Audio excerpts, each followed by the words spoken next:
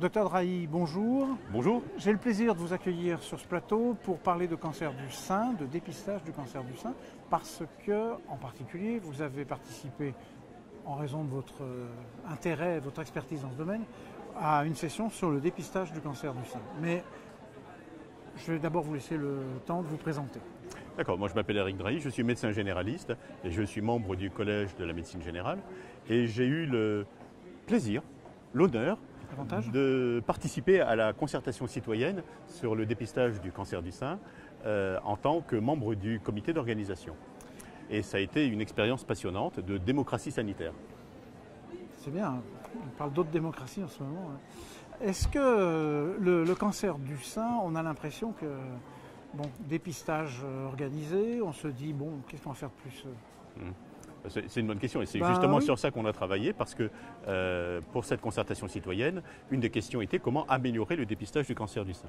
Donc, tout d'abord, le dépistage du cancer du sein par mammographie dépiste des cancers du sein. C'est une bonne... On pourrait se dire, c'est une bonne nouvelle. Et c'est une excellente nouvelle. Mais le problème, c'est que parmi les cancers qu'on dépiste, il y a des cancers qui n'évolueraient pas et que l'on va être obligé de traiter parce qu'on ne sait pas comment ils vont évoluer. Et dans la proportion des cancers dépistés, selon les études, et les études ne sont pas toujours concordantes, il y aurait entre 3 et 15 surdiagnostics et surtraitements par cancer dépisté pour des femmes donc dont le cancer n'évoluerait pas, mais que l'on, comme on ne connaît pas l'évolution de ce cancer, que l'on traiterait avec tous les effets secondaires. Savoir. Alors, et autres, en fait, il y a des cancers du sein. En fait, il n'y a pas qu'un cancer du sein. Les cancers intracanalaires ont un moins bon pronostic que les autres, et vraisemblablement ceux-là méritent incontestablement d'être dépistés. Quoique c'est peut-être les traitements qui améliorent la mortalité dans le cadre du dépistage. On dépiste mais on traite, et c'est le traitement qui a une efficacité plus que le dépistage. Et on n'est pas sûr que pour les autres types de cancers, finalement, le dépistage en tant que tel améliore la survie, parce que les traitements sont efficaces. Donc ça crée une grande difficulté en fait aux médecins et pour les femmes de la concertation citoyenne de se rendre compte que finalement il n'y avait pas de certitude et que lorsque l'on informe une femme sur le dépistage du cancer du sein, il faut l'informer aussi des avantages et des inconvénients du dépistage et des traitements. Et c'est elle qui est là, en tant que femme, pour prendre la décision de suivre un dépistage ou de ne pas le suivre. Et la femme est là, en tant que telle, etc. Et en face, qu'est-ce qu'on va faire? En un mot, comment recentrer le diagnostic préventif? En fait, il faut d'abord l'informer. C'est-à-dire qu'on a beaucoup travaillé dans ce groupe de travail, finalement, du comité d'organisation, sur la notion de décision. Et on est passé de la notion de décision partagée, c'est-à-dire une décision partagée entre le médecin et la femme, qui est souvent, dans bien des cas, la décision du médecin qu'il cherche à faire partager à la femme, vers un changement de paradigme qui est de passer donc, de cette décision partagée à une décision informée. Et c'est la femme qui, complètement informée, prend la décision de suivre ou de ne pas suivre le dépistage. Et ça a été fondateur en fait dans cette concertation citoyenne, ce qui veut dire que ça modifie considérablement la façon dont les médecins vont travailler en consultation avec ces femmes, avec de l'information, des outils d'information et des outils d'aide à la décision pour les femmes. Est-ce que, je vais être un petit peu, je vais faire du mauvais esprit. Est-ce que de botter en touche en disant, voilà, maintenant vous avez les moyens, débrouillez-vous, est-ce que de temps en temps, vous n'êtes pas en désaccord avec la décision de la femme, vous dites, moi ce serait ma femme, je leur ai conseillé de faire le contraire? Alors c'est un des problèmes des valeurs fondamentales en fait de la médecine. Alors il y en a quelques-unes, primum non nocere, c'est ça, toujours agir dans l'intérêt des patients.